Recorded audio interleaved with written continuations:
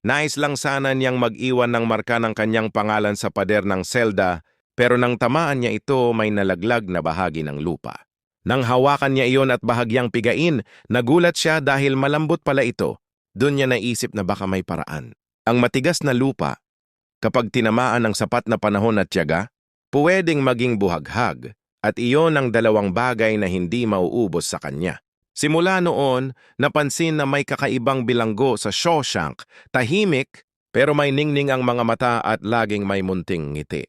Paminsan-minsan, may maliliit na piraso ng bato na nahuhulog mula sa kanyang pantalon pero walang pumapansin dahil tila wala lang iyon.